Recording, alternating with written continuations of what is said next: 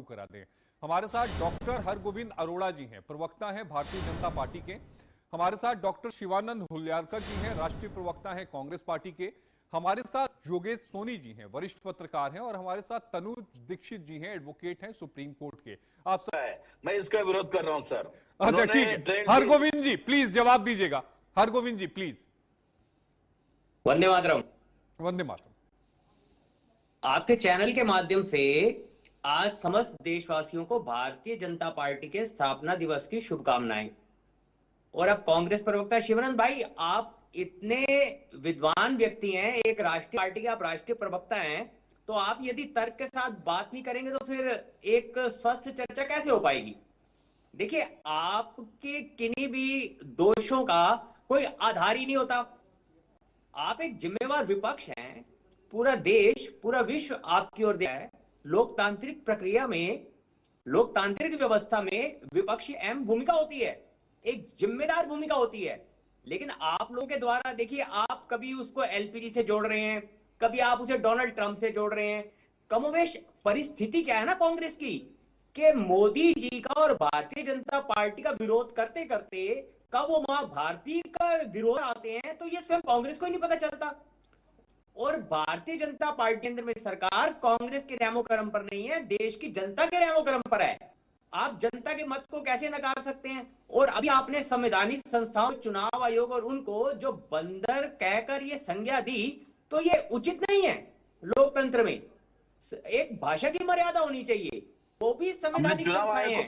और ये कांग्रेस के मुंह से ऐसी बात जिन्होंने आपातकाल लगाकर भारत के लोकतंत्र की धज्जियां उड़ा दी। बीजेपी का प्रवक्ता है वो काला अध्याय भारत के लोकतंत्र में इमरजेंसी का क्या वो भूला जा सकता है? तो कांग्रेस के प्रवक्ता कृपया ये सब जानकर और अपनी गिरबान में झांककर तभी इन्हीं प्रश्नों का उत्तर दें। ऐसी देश उनसे आशा करता है।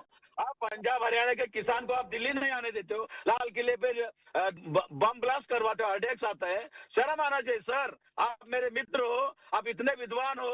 आज देश के प्रधानमंत्री नरेंद्र मोदी जी, एस्टिन फाइल झूठ है, ट्रेड डील झूठ है, 26 माता भगिनी को नाम पे पुलवामा अटैक, एलपीजी का शिवरण भाई, आपने एलपीजी का 19 अप्रैल तक का स्टॉक गिना दिया। गरीब दलित पहले दिन जब से वॉर शुरू हुई है, युद्ध जब से शुरू हुआ है, आप तो तब से ही छाती पीट रहे हैं कि देश में संकट आ जाएगा, संकट आ जाएगा। आज स्वयं कांग्रेस ने राष्ट्रीय चैनल पर यह माना क्या चल रहा है कि 19 अप्रैल तक का स्टॉक भारत के पास मौजूद है। जल्द से जल्द रिजाइन लेना चाहता हूँ। तो अब ये दो वही राजनीति जब कांग्रेस करेगी, सीबीआई देश की जनता उसका करना, लोगों को डराना, धमकाना, ये धंधा बंद कीजिए सर। साहब, धमकाने का दौर तो आपातकाल था, जो कांग्रेस की देन था। राजनीतिक दल के कार्यकर्ताओं और लोगों को जेलों में ठूस दिया गया। ठीक है, जो अंग्रेज हुकूमत में ना हुआ, जो मुगलों के शासन में ना हुआ, उतनी क्रूरता, आवाज जबरदस्ती पकड़ के लोगों को जेल कर दी गई। मैं हरगोविंद जी आपके पास आना चाहूंगा। आप शिवानंद जी की जो सुई है वो तो अटक गई है प्रधानमंत्री के ऊपर, लेकिन एक बड़ी चुनौती यहां सरकार के सामने भी है। इस बात से इनकार नहीं किया जा सकता कि सरकार इसे किस तरीके से, क्या 2029 में एक साथ हमारे मुल्क में लोकसभा और विधानसभा के चुनाव हो पाएंगे, किस तरीके का रोड मैप रवि जी? देखिए, कोई भी देश के लिए बड़ा काम यदि किया जाएगा तो उसमें चुनौती आना तो एक स्वाभाविक है, वो एक प्रक्रिया का हिस्सा है।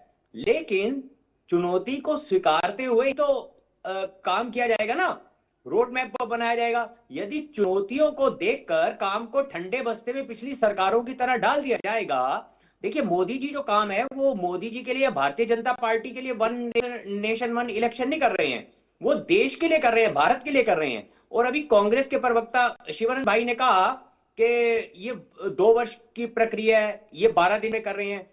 तो शिवानंद भाई, पूर्व महामहिम आदरणीय रामनाथ कोविंद जी के नेतृत्व में पहले ही इस पर काम शुरू हो चुका है, कमेटी बनकर इस पर काम कर रही है, उन्होंने रिपोर्ट सरकार को सौंपी है। ये वर्षों से काम चल रहा है, ये कोई पलक कोका कोला का ढक्कन नहीं है खोला और हमने इसको पी लिया।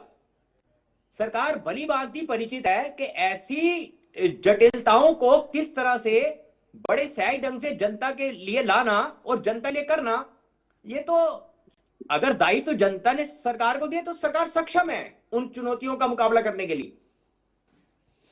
उन चुनौतियों का मुकाबला करने के लिए जनता सक्षम है। डॉक्टर शिवानंद हुल्यालकर जी, आपने यहां पर हरगोविंद जी की बात सुनी कि जनता पूरी तरीके से सक्षम है, लेकिन सवाल मैंने कहा सरकार सक्षम है। हाँ, सरकार सक्षम है, लेकिन मैं बार बार आपसे यही सवाल पूछ रहा हूं कि आप इसकी खिलाफत क्यों कर रहे हैं? आप सरकार के साथ वन नेशन वन इलेक्शन के लिए आगे क्यों नहीं आ रहे हैं? शिवानंद जी को शायद आवाज मेरी जा नहीं रही है। नहीं, दुर्भाग्य तो यही है ना कि कांग्रेस को जनता की आवाज भी नहीं जाती ना। नहीं, शिवानंद कुछ टेक्निकल फॉल्ट की वजह से, चूंकि उनकी ऑडियो में कुछ कनेक्टिविटी का इश्यू था। जोगेश जी, मैं आपसे ही जवाब ले लेता हूं कि राह कठिन है, लेकिन अब सवाल ये उठता है कि जो सत्ता पक्ष है, ठीक है, वो तो आगे बढ़ी है, लेकिन विपक्ष की क्या मजबूरियां हैं? विपक्ष साथ क्यों नहीं आ पा रहा है? देखिए, किया जाएगा, ये यथावत रहेगी। ठीक है, डॉक्टर हरगोविंद जी, आप कुछ कह रहे हैं, प्लीज। देखिए, विश्व का सबसे बड़ा लोकतंत्र है और लोकतंत्र की यही तो खूबसूरती है कि यहाँ कार्यपालिका और न्यायपालिका समानांतर रूप से, स्वतंत्र रूप से अपना काम करती हैं और पारदर्शिता तो पूरी है। तो इसीलिए इस बात को लेकर विपक्ष एकदम आश्वस्त रहे। देश की जनता का भरोसा सरकार पर है। हर जो भी चीज लागू होगी या वो सभी पहलुओं पर, सभी मापदंडों पर खरी उतरकर अच्छे ढंग से तय होकर ही ये इंप्लीमेंट होगा। और जहां तक अभी बात की आपने कि जिस 5 वर्ष के लिए किसी राज्य की सरकार चुनी और उसका 2 वर्ष में कार्यकाल पूरा हो गया, देखिए हम अगर रस्सी का दूसरा कोना पकड़े, 5 वर्ष के लिए यदि किसी राजनीतिक दल की उस राज्य में आई सरकार और वो 5 वर्ष बाद वो विपक्ष में आ गए, तो ऐसा भी तो हो सकता है, सकारात्मक सोचें कि 2 वर्ष के बाद यदि वही राजनीतिक दल चुनाव जीतता है तो उनका कार्यकाल तो 7 वर्ष का हो गया। क्यों हर बार हम नकारात्मकता? ठीक है, डॉक्टर शिवानंद जी, आप लोग हर बार नकारात्मक क्यों सोचते हैं? सकारात्मक सोच लीजिए। ब्रेक के बाद आपका स्वागत है। सीधे चलते हैं अपने मेहमानों के पास। हरगोविंद जी, एक बड़ा सवाल यही उठ रहा है, जिसका जिक्र अभी योगेश सोनी जी के साथ भी मैं कर रहा था, कि परिसीमन को लेकर सरकार की क्या स्ट्रेटजी है? किस तरीके से परिसीमन पर सरकार आगे बढ़ रही है? और यह भी तय मान के चली कि आने वाले समय में संसद में इस पर बहस भी होगी, उसके बाद सरकार आगे बढ़ेगी। देखिए, यहां सबसे पहले तो यह स्पष्ट कर दूं कि भारत के संविधान ने जिस लोकतंत्र की व्यवस्था दी है, परिसीमन उसी व्यवस्था में एक अंग है। बिल्कुल। और ये एक स्वाभाविक सा काम, यदि इसमें कांग्रेस की सरकार होती है, किसी अन्य दल की होती है, उसको भी काम करना पड़ता। अब अपने कांग्रेस के मित्र और अन्य साथियों को बड़ी सरलता से ये समझा दूं कि भारत में क्या व्यवस्था है कि जब आपके पुत्र की शादी होती है, पुत्र वधू आती है, तो उसके लिए अलग कमरे की व्यवस्था की जाती है।